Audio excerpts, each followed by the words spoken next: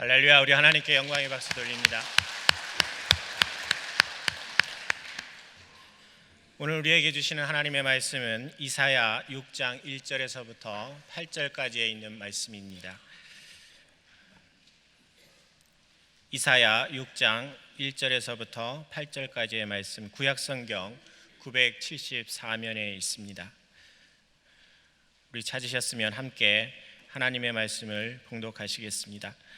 우시야 왕이 죽던 해에 내가 본즉 주께서 높이 들린 보좌에 앉으셨는데 그의 옷자락은 성전에 가득하였고 스랍들이 모시고 섰는데 각기 6 날개가 있어 그 둘로는 자기의 얼굴을 가리었고 그 둘로는 자기의 발을 가리었고 그 둘로는 날며 서로 불러 이르되 거룩하다 거룩하다 거룩하다 만군의 여호와여 그의 영광이 온 땅에 충만하도다 하더라. 이같이 화답하는 자의 소리로 말미암아 문지방의 터가 요동하며 성전에 연기가 충만한지라. 그때 내가 말하되 화로다 나여 망하게 되었도다. 나는 입술이 부정한 사람이요 나는 입술이 부정한 백성 중에 거주하면서 만군의 여호와이신 왕을 배웠음이로다 하였더라. 그때 그 서랍 중에 하나가 부젓가락으로 제단에서 집은 바 핀 숯을 손에 가지고 내게로 날아와서 그것을 내 입술에 대며 이르되 보라 이것이 내 입에 닿았으니 내 악이 제하여졌고 내 죄가 사하여졌느니라 하더라.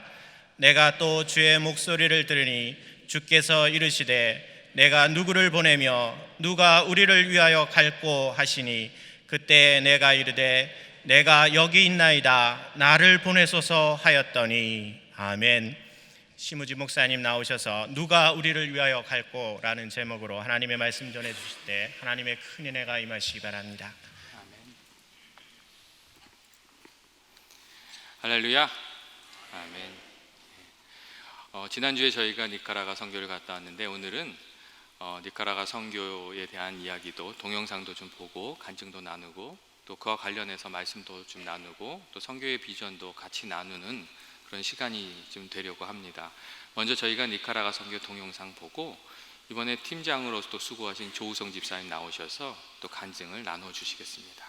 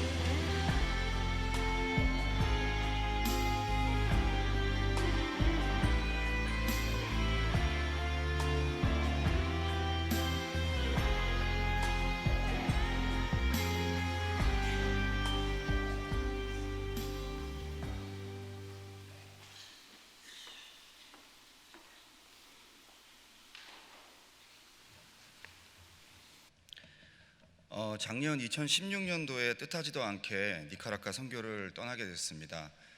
저희 동력들과 3부 예배를 끝내고 같이 식사를 하는 도중에 그 주보이나 니카라과 선교 광고를 보고 야 우리도 한번 가보면 어떻겠냐라고 장난삼아 얘기했던 게 어떻게 일사천리 그렇게 선교를 갈 수 있게끔 이렇게 모든 것이 그렇게 이루어졌던 것 같습니다. 자의도 아니었고 타의도 아니었는데 지금 지나서 생각해 보면 하나님께서 그렇게 인도하심이 있었고 계획하심이 있는 걸로 믿고 있습니다. 10년 넘게 지금 연합교회를 선교하면서 저는 고 정인수 목사님과 개인적으로 말씀을 나눌 시간이 그리 많지가 않았었습니다. 워낙에 또 바쁘셨고, 그런데 이번 니카라과 작년 2016년도 니카라과 선교를 통해서 정인수 목사님과 개인적인 대화를 참 많이 나눌 수가 있었습니다. 그것이 저에게는 너무 소중한 시간이었고, 제가 작년 니카라과 선교를 갔다 온 것 중에 가장 큰 또 저에겐 선물이었고, 하나님께서 마지막까지 또 저에게 좋은 선물을 주신 것 같습니다. 니카라과 선교지에서 정 목사님이 보여주셨던 그 강한 선교의 비전과 열정, 그리고 너무나 강한 메시지가 제가 지금 시간이 많이 지났음에도 불구하고 아직도 심장이 터질 정도로 아주 너무 생생한 메시지를 기억하고 있습니다. 2016년도 단기 선교를 마치고 온 저에게 하나님께서는 2017년도에 니카라과 선교 팀장이라는 과분한 직분을 맡겨주셨는데요. 저에게는 생각지도 못했던 이런 선교가 이제는 제 신앙의 중심이 되고 제 삶의 중심이 됨을 다시 한번 느낍니다. 그리고 또 그렇게 중심이 될 수 있도록 우리 정 목사님께서 보여주셨던 비전, 선교에 대한 비전에 대한 열정을 제가 가슴에 가지고 있고, 또 이번 17년도 선교도 그러한 정 목사님의 가르침 속에 잘 이루어질 수 있었던 것 같습니다. 이번 2017년도 단기 선교는 지난 10년간의 니카라과 선교와는 조금 다른 점들이 있었는데, 무엇보다도 저희 3040 젊은 세대들이 9명이나 같이 가는 귀한 역사하심이 있었습니다. 많은 은혜들 속에 많은 사역들이 있었지만은 이번에 특히 BBS 사역과 우리 어린아이들을 대상으로 하는 멘토링 사역이 중심으로 많이 이루어졌는데요. BBS 사역에서 저희가 어떤 말씀이나 성경적인 것을 먼저 가르치기보다는 아이들과 먼저 가까워질 수 있는 사랑과 또 저희가 섬김의 자세로 아이들과 함께 지난 6일간의 시간을 보냈습니다. 처음에는 굉장히 낯설어하는 애들도 시간이 지나면서 마음을 많이 열어주었고, 저희들도 마음을 많이 열어서 나중에는 아이들과 저희와의 어떤 교감을 느낄 수 있는 아주 귀한 시간들이었습니다. 제가 그 아이들의 눈동자를 이렇게 하나하나 보면서 지난 10년 동안 저희가 선교를 하면서 심어놨던 그 아이들의 선교에 대한 비전, 또 우리 고 정인수 목사님께서 말씀하셨던 차세대 리더에 대한 그런 부분들, 제가 참 많이 느낄 수 있는 귀한 시간이었던 것 같습니다.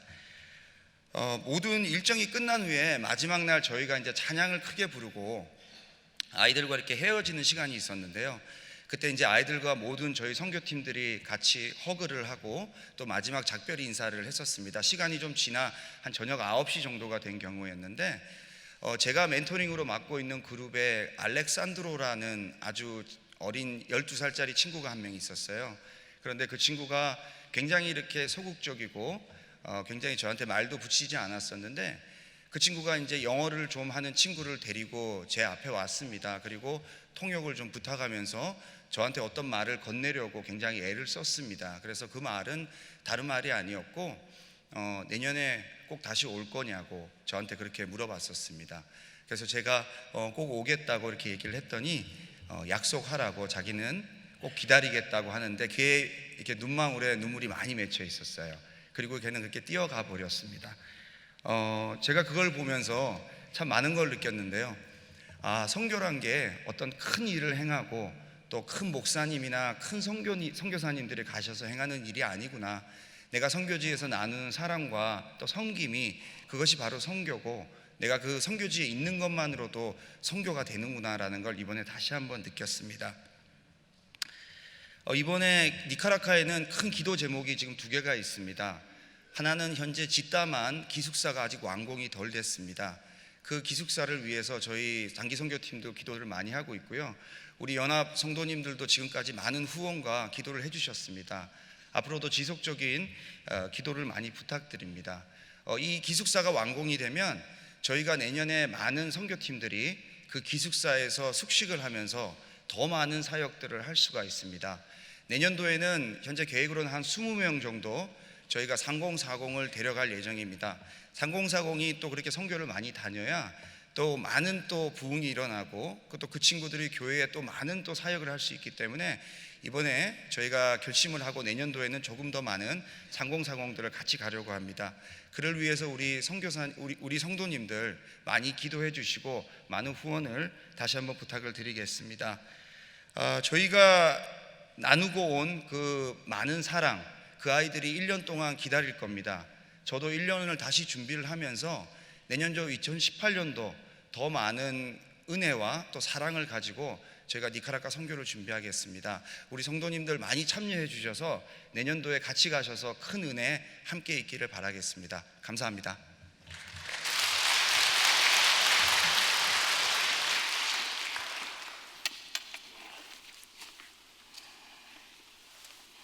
저희가 말씀을 좀 같이 나누도록 하겠습니다. 사랑하는 교우 여러분 하나님 어떤 분이시라고 생각하십니까? 하나님께서는 우리들을 불러주시고 또 주님의 귀한 사역을 위해서 우리를 이렇게 보내시는 그런 분이십니다. 오늘 성경 말씀을 보시면 성경 말씀 읽으신 거 다 잊어버리셨죠? 이사야 선지자 이야기가 나오는데요. 거기 선지자 이사야를 하나님께서 불러주시고 또 하나님을 잃어버리고 길을 잃고 방황하는 사람들에게 이렇게 보내시는 그런 모습을 우리가 읽을 수가 있습니다. 우리가 읽은 말씀에서 몇 가지 이렇게 좀 묵상할 제목들이 있는데, 첫 번째는 이사야 선지자가 하나님 배웠을 때 자기 자신의 그 부정함을 깊이 깨닫게 되었다는 그런 점입니다. 이사야 선지자가 이게 천사들이 거룩하다고 소리하는 그 소리를 들었고, 땅이 막 흔들리면서 주의 성전의 연기가 충만한 장면을 보면서 깨달은 것은, 하나님 만나면서 깨달은 것은 자기 자신의 부정함이었습니다. 그래서 이사야 선지자가 나는 입술이 부정한 사람이다 이렇게 얘기했는데, 이때 이 입술이 부정하다는 것은 그 자신의 내면이 부정하다는 그런 고백이었습니다.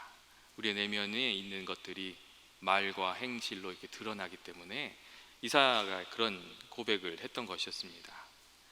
나의 입술이 부정한 자라는 이사야 선지자의 고백은 하나님의 말씀 앞에 서는, 또 하나님의 음성을 듣게 되는, 또 하나님을 만나게 될 때 우리가 경험하게 되는 영적 체험을 잘 보여주고 있습니다.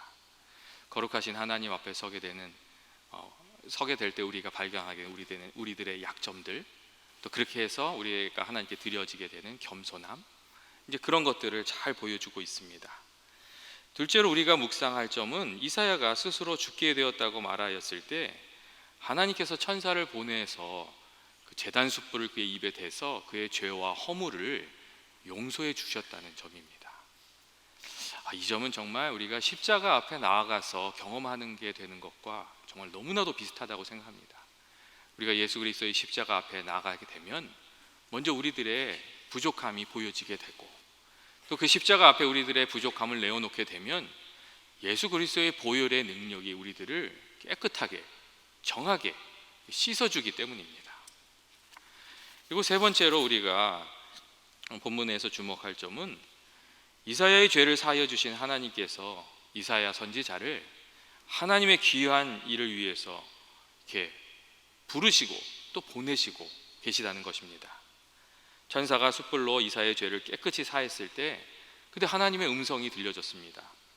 내가 누구를 보내며 누가 우리를 위하여 갈고, 이사야에게 이 하나님의 말씀이 들려졌습니다.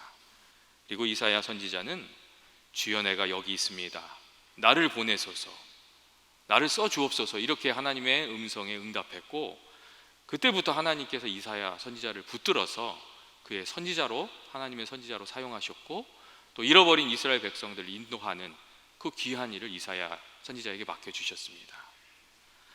교우 여러분, 하나님께서는 어떤 분이십니까? 하나님께서는 이사야를 부르셨던 것처럼 우리들을 불러서 정하게 하시고, 또 잃어버린 이들을 다시 찾는 하나님의 일을 감당하도록 또 우리를 보내시는 분이십니다. 하나님께서는 십자가의 은혜로 우리를 부르시는 분이시고, 또 그 은혜와 사랑이 주를 알지 못하는 사람들에게 전해지도록 우리를 보내시는 분, 그분이 우리 하나님이십니다. 복음이 없고 어두운 곳으로 하나님 우리를 보내십니다. 때로는 가정으로 보내시고, 또 때로는 공동체로 보내시고, 또 사회로 보내시고, 선교의 현장으로 보내시는 것, 그게 하나님이십니다. 그리고 그곳에 하나님께서 우리를 부르시는 가장 중요한 의미가 담겨져 있습니다. 여러분, 하나님께서 왜 우리를 이렇게 부르시고 또 보내신다고 생각하십니까? 세상 살다가 넘어진 그들 일으켜 세우기 위해서 또 그들에게는 누군가 다가가서 손을 뻗어서 일으켜주는 사람들이 필요하기 때문입니다. 예전에 저는 이 사람들이 자기 일을 잘 하면 일이 다 잘 된다고 이렇게 좀 생각을 했습니다. 문제는 사람들이 자기 할 일을 안 해서 그렇지, 자기 일들만 딱딱 하면 그 세상에 무슨 문제가 있나, 그런 생각이 좀 많이 있었습니다. 그래서 자기 일을 잘 못해서 다른 사람에게 이렇게 일을 떠넘기는 사람을 만나게 되면 마음이 좀 많이 불편했습니다. 이 공자님도 여러분 그런 얘기 하시지 않으셨습니까? 아버지가 아버지답고 학생은 학생답고 왕이 왕다우면 그 세상이 바로 서고 일이 다 해결된다고, 그런 이야기를 좀 하셨습니다. 그런데 제가 은혜를 받게 되고 또 나이가 들면서 생각이 좀 많이 달라졌습니다. 사람마다 다 부족함이 있고 세상살이 하면서 사람들 중에 이게 잘 서 있는 사람들이 사실 많지가 않습니다. 어떤 사람은 바로 서 있고 어떤 사람은 잘 넘어집니다. 그리고 또 서 있는 사람도 자신할 수 없는 것이 그에게도 부족함이 있고 또 부족한 그거 가지고 세상 살다 보면 넘어지는 때가 이렇게 찾아오기 때문입니다. 그리고 중요한 점은 넘어진 사람은 다른 사람이 세워주지 않으면 잘 일어나지 못한다는 것을 깨닫게 된 점이었습니다. 여러분, 넘어진 사람에게는 누군가가 필요하고 길을 잃어버린 사람에게는 길을 안내해 주는 사람이 필요합니다. 그리고 넘어진 사람을 세워주는 것이 사랑이고 길을 잃은 사람에게 길을 보여주는 것이 그게 사랑입니다. 넘어진 사람한테 내가 똑바르지 못해서 그렇다 그러면 그것은 율법이 됩니다. 하지만 괜찮다, 내가 함께 해주겠다, 그렇게 손을 내밀면 그것은 은혜가 되고 그것은 사랑이 되는 것입니다. 그리고 하나님께서 우리들을 부르신 이유는 그 사랑을, 예수님의 사랑을, 하나님의 사랑을 이렇게 전해주도록 하기 위한 것이었습니다. 여러분, 우리가 왜 자녀들을 위해서 기도를 합니까? 그들이 약하고 하나님의 은혜와 도움이 필요한 존재들이기 때문입니다. 교우들이 목회자들을 위해서 기도하고 목회자가 교우들을 위해서 기도하고 우리가 또 교회를 위해서 기도하고 선교지를 위해서 기도하고 사랑하고 격려해야 되는 이유는 우리 모두가 약한 존재이고 이해가 필요한 존재이고 사랑과 격려가 필요한 존재이기 때문입니다. 그래서 하나님께서 십자가의 은혜 가운데 우리를 부르신 것이고 또 그 사랑을 체험한 우리들을 세상으로 보내시는 것입니다. 2000년 전에 예수님께서 이 땅에 오셔서 십자가를 지시고 우리의 죄와 허물을 책임져 주신 이유가 바로 우리의 부족함에 있었습니다. 120년 전에 선교사님들이 한국에 오셔서 강도 맞은 사람처럼 살아가던 헐벗고 고통 가운데 있던 이들에게 그 자신의 목숨을 걸어가면서 이렇게 선교하고 헌신했던 이유가 바로 하나님께서 부탁하셨던 그 사랑 때문에 있었습니다. 하나님의 은혜를 받은 이에게 하나님께서 말씀해 주시는 그 말씀은 내가 누구를 보내며 또 누가 우리를 위해서 갈고, 그게 물으시는 질문이기 때문입니다. 여러분, 우리가 감당하고 있는 선교의 사명이 무엇이라고 생각하십니까? 선교의 사명은 하나님께서 우리에게 주신 그 은혜를, 사랑을 전하러 가는 것입니다. 그리고 어둠 속에서 살아가는 이들에게 빛이 되시는 주님을 증거하고 그들의 손을 붙들어서 일으켜 세워주러 가는 것, 이게 선교하러 가는 것입니다. 선교는 하나님과 세상에 대한 사랑에서부터 시작이 되고 또 내게 주신 은혜에 대한 감사로 시작이 됩니다. 또한 선교는 주님께서 모든 성도에게 주신 지상 명령이고 교인된 우리들에게 이보다 더 중요한 것은 없습니다. 그만큼 중요하고 무거운 일이 선교의 사명입니다. 교회가 선교하지 않으면 주님의 뜻을 온전히 받든다고 말할 수가 없습니다. 하지만 동시에 선교가 무겁기만 한 것은 아닙니다. 왜냐하면 선교를 하다 보면 하나님께서 베풀어 주시는 귀한 은혜가 우리 가운데 흘러 넘치는 것을 우리가 알고 체험하게 되기 때문입니다. 하나님께서 선교하는 사람들에게 주시는 은혜가 있고 선교하는 교회에 허락하시는 귀한 은혜가 있기 때문입니다. 처음에 단기 선교 결단하고 가기는 사실 좀 쉽지가 않습니다. 하지만 한번 선교를 가시면 그분들이 2번도 3번도 4번도 선교를 여러 번 가게 되시는 것을 우리가 알게 됩니다. 선교를 가기 첫 발을 떼기가 어려워서 그렇지 선교를 가게 되면 하나님께서 베풀어 주시는 은혜가 있고 감동이 있고 또 살아서 역사하시는 하나님을 목격하는 그 은혜가 우리 가운데 허락되기 때문입니다. 교우 여러분, 선교지를 가게 되면 우리들에게 하나님께서 보여주시는 것이 있습니다. 먼저 선교지에 가게 되면 잃어버린 영혼들이 보여집니다. 그리고 복음을 알지 못하는 사람들이 보여집니다. 선교지에 가게 되면 추수할 것은 많되 일꾼이 적으니 그러므로 추수하는 주인에게 청하여 추수할 일꾼들을 보내주소서, 이렇게 기도하라고 하신 예수님의 마음이 느껴집니다. 여기 아틀란타에서 살 때는 이 사람들이, 주변에 있는 사람들이 다 경쟁자처럼 보이고 이렇게 그 사람들이 형제 자매로 구원받아야 될 사람으로 이렇게 보게 되는 것이 사실 좀 쉽지가 않습니다. 그런데 선교지에 가게 되면 예수님이 정말 원하시는 마음, 형제 자매로 다른 사람들을 바라보고 저 사람들도 구원받아야 될 영혼이구나, 그 영혼을 보게 되는, 나의 이 실리만을 따지면서 사람을 만나는 것이 아니라 그들의 영혼을 보게 되는 은혜가 우리 가운데 찾아오게 됩니다. 선교 가면 예수님께서 예수님의 마음을 우리들에게 주시기 때문인 것 같습니다. 또한 선교지를 가게 되면 주님의 걱정이 내 걱정이 되는 은혜가 있습니다.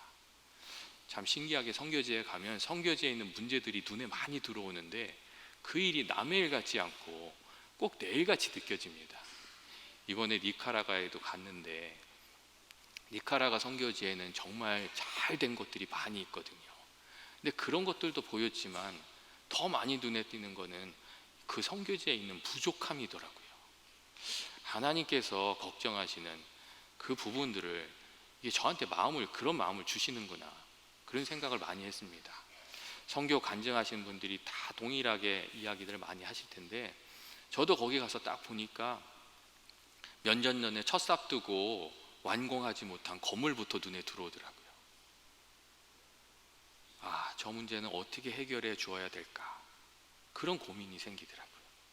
그리고 그 생각을 하면서 예수님도 그런 생각을 하고 계시겠다.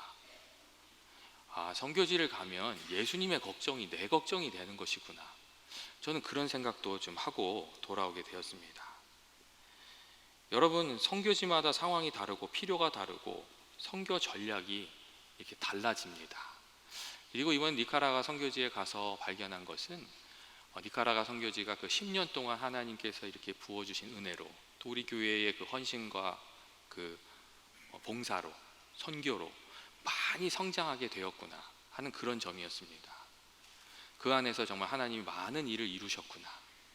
그리고 또 한 가지 생각하게 된 것은, 보통 선교가 구제 선교부터 시작하는데 처음엔 구제를 해야 사람들 마음도 열리고 또 복음도 받아들이고 그렇기 때문에 구제 선교부터 하는데 개발 선교하고 그러는데, 좀 시간이 지나면 구제 선교에서 사람을 세우는 교육 선교로 리더들을 양육하는, 그곳에 정말 니카라과를 변화시킬 수 있는 사람들을 세우는 그런 선교로 바뀌고 있는데, 니카라과 선교가 10년 동안 계속 꾸준히 자라서 이제는 정말 리더를 세우는 사역으로 나아가고 있구나. 니카라과 선교지를 볼 때는 구제의 그 기준으로 그 선교지를 보는 것이 아니라 이제는 어떻게 리더를 세우는가 하는 것을 보고 그 기준에서 그 선교지를 도와주고 지원하고 격려하고 우리가 밀어줘야 되겠구나, 그런 것들을 좀 볼 수가 있었습니다. 하나님께서 이게 선교지가 계속 성장하게 되는 것, 하나님께서 어떻게 역사하고 계시는지 선교지에 가면 그런 것들도 보게 되는 것 같습니다. 또한 선교지에 가면 하나님께서 선교의 주체가 되시고 또 하나님께서 살아서 역사하시고 하나님이 계획하시고 일하신다는 것도 경험하게 되는 것 같습니다. 이번에 선교에 갈 때 이번에는 참 여러 팀이 이렇게 같이 갔습니다.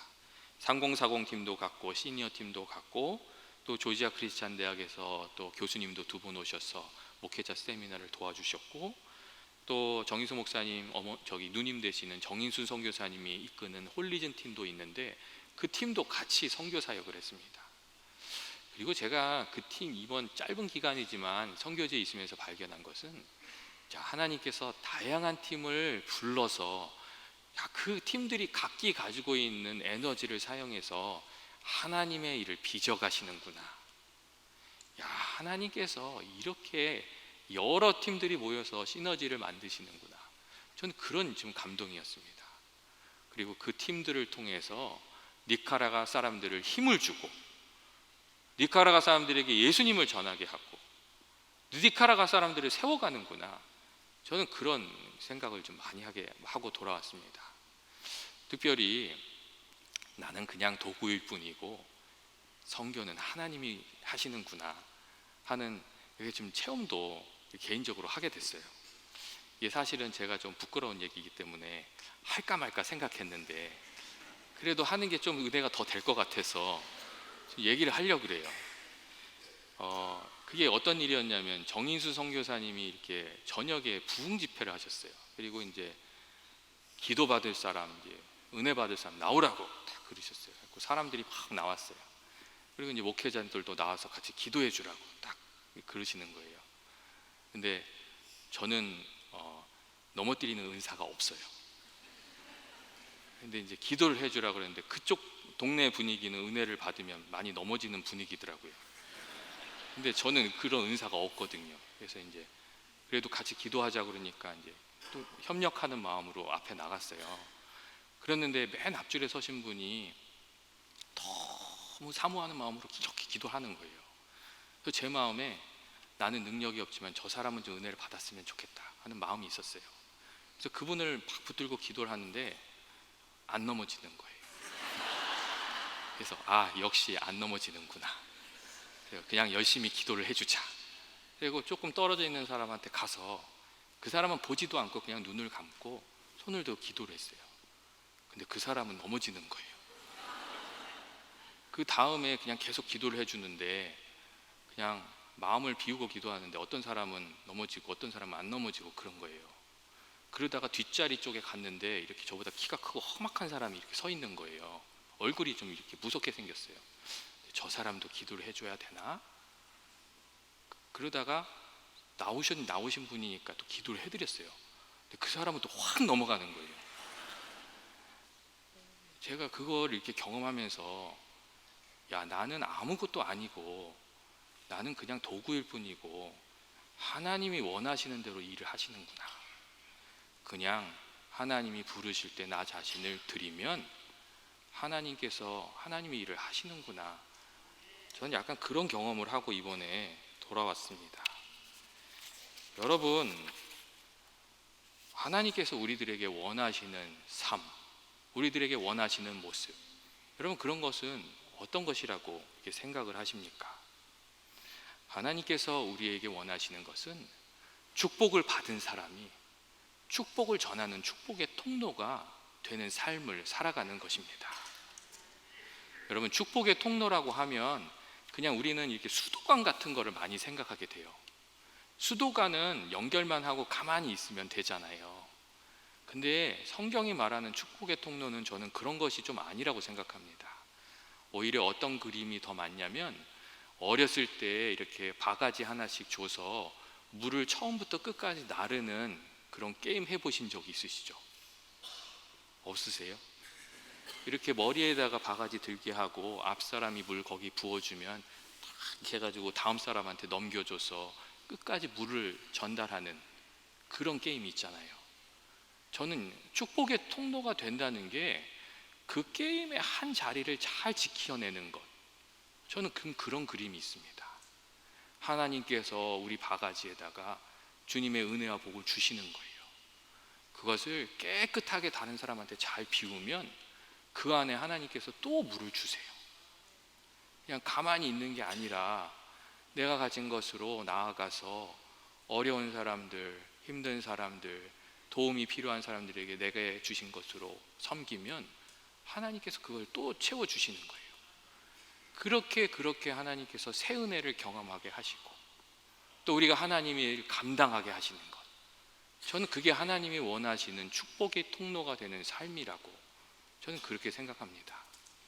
반대로 하나님께서 우리에게 그릇에 은혜를 주시는데 그것을 이렇게 흘려보내지 않으면 그 안에서 물이 다 썩어버리잖아요. 하나님께서 우리에게 주시는데 그 관이 막혀 있으면 하나님께서 다른 관을 선택하게 되시는 거거든요. 선교지에 갈 때마다 제가 느끼는 거는 하나님께서 우리 교회에 복을 주시고 우리 교인들을 든든하게 붙들어 주실 그 이유가 선교지에 있구나 하는 저는 그런 생각입니다. 그곳에 있는 정말 어린 영혼들을 볼 때 정말 우리가 이렇게 여는 그 목회자 세미나를 의지하면서 전국에서 와서 정말 아침부터 저녁까지 하는 그 집회에 참여해서 막 한 자리도 더 적어가려고 하는 그 사람들을 볼 때, 우리가 선교의 사역을 잘 감당하고만 있으면 주께서 우리 교회를 든든히 붙들어 주시겠구나, 저는 그런 생각을 많이 하게 됩니다. 여러분, 선교가 무엇이라고 생각하십니까? 선교는 십자가이고 무거운 짐이라고 또 생각할 수 있습니다. 하지만 그 십자가를 잘 감당하고 나면 하나님께서 그 십자가를 통해서 우리에게 더 큰 은혜와 더 새로운 은혜로 하나님께서 부어주시는 그 은혜의 통로가 되는 것입니다. 사랑하는 교우 여러분, 현실적으로 우리 모두가 선교사가 될 수는 없습니다. 이 각 사람이 받은 은사가 다르고 또 처해 있는 이 형편이 다르기 때문입니다. 하지만 우리가 잘 알다시피 누구나 보내는 선교사가 돼서 이 하나님의 복이 이렇게 흘러가게 하는 일에 한 축을 감당할 수는 있습니다. 내가 갈 수 없으면 기도로, 물질로 후원해서 선교사들이 일을 하게 하고 또 그들을 통해서 하나님의 복이 흐르게 하면 되는 것입니다. 제가 올 한 해 이렇게 좀 하나 생각해서 이제 선교위원하고 얘기하고 있는 것 중에 하나가 뭐냐면, 각 선교지에 필요한 일들을 이렇게 좀 잘 모아서 이렇게 좀 게시판에다도 게시를 하고 이 교인들한테 좀 알려서 저희 교우들이 생일이나 집안에 좀 좋은 일이 있을 때 가족끼리만 이렇게 기쁨을 나누는 것이 아니라 선교지에 있는 형제 자매와도 좀 같이 기쁨을 나누게 하면 좋겠다 하는 저는 그런 마음이 좀 있습니다. 그 선교 우리가 좋은 일이 있을 때, 예전에 한국에서 그랬잖아요. 집안에 좋은 일이 있으면 마을 사람들하고도 같이 기쁨을 나눴잖아요. 아주 작은 금액이라도 그냥 10불이라도 그 선교지를 위해서 헌금하면서 같이 기쁨을 나누는 공동체로 우리 교회가 세워가면 얼마나 좋을까, 저는 그런 비전이 좀 있습니다. 별로 아멘을 안 하시는데 좋은 일이 있으실 때는 한 번쯤 생각을 한번 해주시면 좋을 것 같아요. 하나님께서 이사야에게 말씀하신 것과 같이 여러분 우리들에게도 말씀하신다고 생각합니다. 내가 누구를 보내면 누가 우리를 위해서 갈고, 하나님께서 그렇게 부르실 때에 하나님, 우리가 여기 있습니다, 우리를 보내주십시오, 그렇게 응답하는 연합교회가 되고 또 연합의 모든 교우들이 되시기를 주님의 이름으로 축원드립니다. 같이 기도하시겠습니다. 사랑이 많으신 하나님 아버지, 이제까지 우리 교회를 이렇게 사랑해 주시고 또 붙들어 주시고 인도해 주신 것을 감사합니다. 하나님께서 우리에게 맡겨주신 선교의 사명, 저희가 더욱 잘 감당하게 되기를 원합니다. 정말 주님의 뜻 잘 받드는 저희 교회가 되게 하여 주시고, 연합의 모든 교우들에게 주님께서 복과 은혜를 허락하여 주셔서 잃어버린 영혼을 섬기는 그 선교의 일 감당하는데 부족함이 없도록 주께서 허락하여 주시옵소서. 예수님의 이름으로 기도합니다.